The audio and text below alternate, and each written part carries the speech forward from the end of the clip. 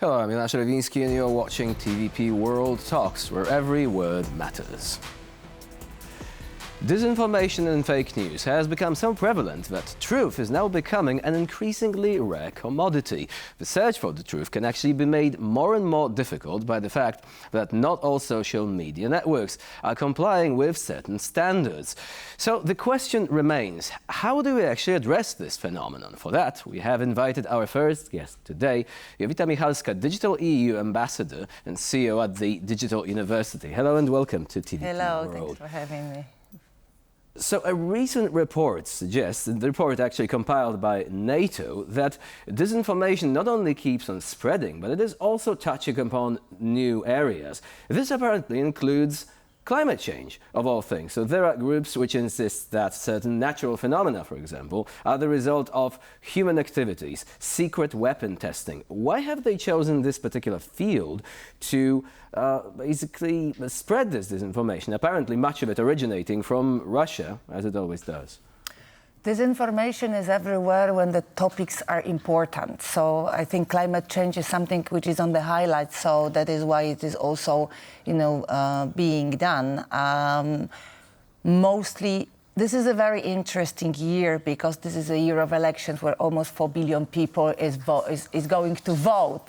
So for this disinformation, it is extremely important area that they are really trying to influence our choices, and with the amount of data we spread on social media, it is much easier. Also, the development of AI is a crucial point here, because as you probably know, all of the text-to-video or picture-to-video models made by AI are incredibly good quality today and impossible to recognize from the real one. So you can see many of the elements of disinformation. You can all of a sudden, take a look at social media and learn that one of your relatives died.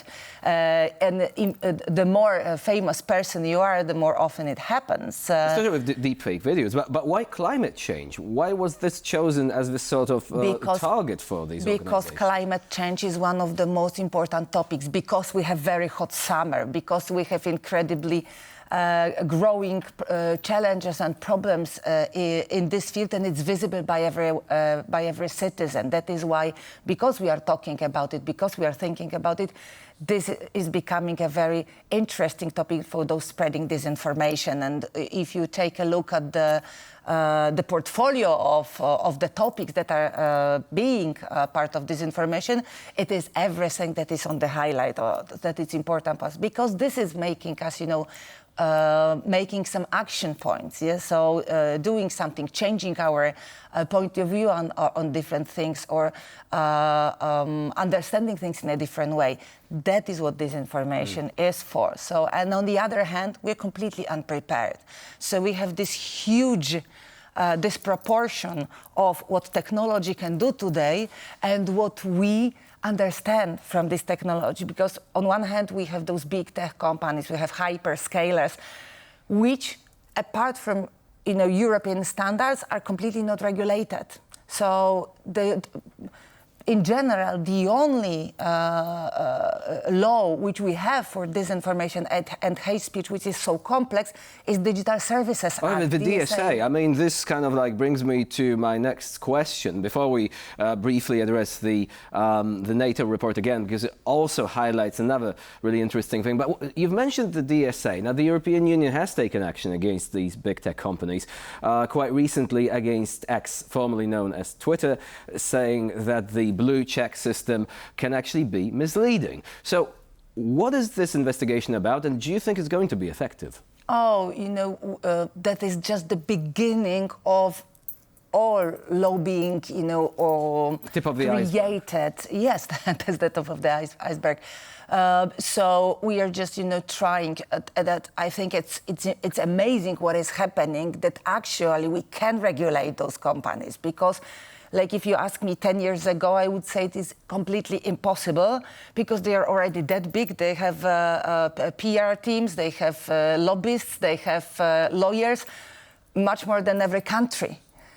So it is extremely difficult to regulate them. On the other hand, they're always, if you listen to like Mark Zuckerberg, if you listen to Sam Altman, CEO of OpenAI, you always hear them speaking publicly, yes, regulate us, we are open for that. But then they are doing everything not to let you do it.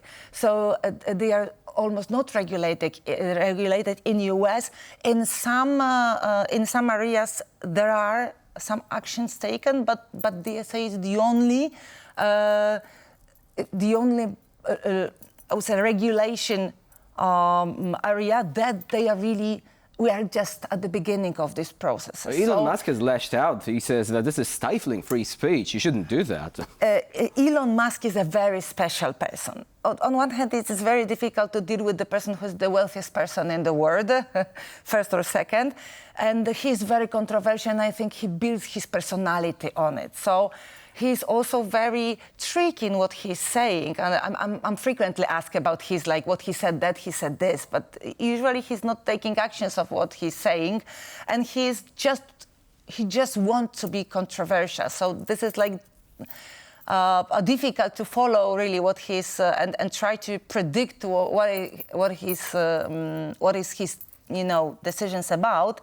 But definitely we see that there are not enough regulations yet, and we are just starting with the processes, with the discussions with the platforms. But it is going well from my perspective because, as I said, we didn't believe it's going to happen. And so hopefully there are also decisions on the global level with other countries to maybe follow the regulations of EU, because we have to do it together. On the other hand, also, we need to ask platforms to be a little more transparent, because they're not transparent at all. And on the other hand, which is very tricky, that hate speech and controversies and fake news on social media, they give them money at the end. These things sell, right? I mean, you've mentioned you need a broader consensus to create this sort of legislative framework, but aren't we a bit too late? I mean, we've mentioned Elon Musk now. The problem is that social media, that's one of the major ways to communicate political ideas today. Elon Musk, previously, he said he's not going to be donating to any campaign. Now he's saying he's going to be donating to the Trump campaign. So he's holding one of the major social media tools. Do you think that we're actually facing a situation whereby these institutions, these companies, they have created a set of tools to influence democracy, they're not democratically controlled, and now they're even not hiding the fact that, yes, we actually can influence the result of elections? That's a huge problem and a growing problem. Before previous elections, we had the same situation, but a little bit opposite. So the previous owner of X, he excluded Trump's account from X.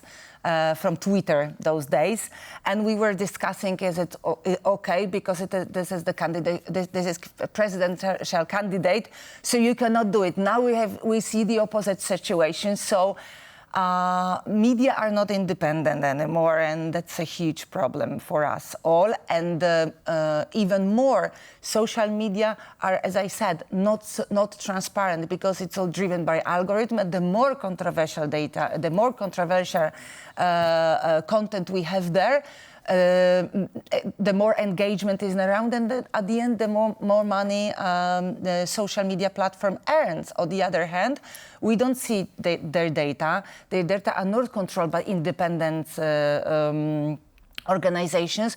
We don't know how the algorithm is exactly working, so they are not open for audits. So overall, I mean, what you're saying is that, they are driven by profit. Controversial issues such as, for example, conspiracy theories, anti-vax content. This was also mentioned by the NATO report. These things sell, and regulation is going to be a difficult task. Unfortunately, at this point, we need to park our conversation here. Nevertheless, a very interesting topic to follow later on in the further deliberations. Jowita Michalska was our guest today here on TVP World. Thank you very much. We need education. We need education. Absolutely. Thank you so much. Thank you. And I'm Anash Ravinsky. You're watching TVP World. Please stay with us for more latest news and updates.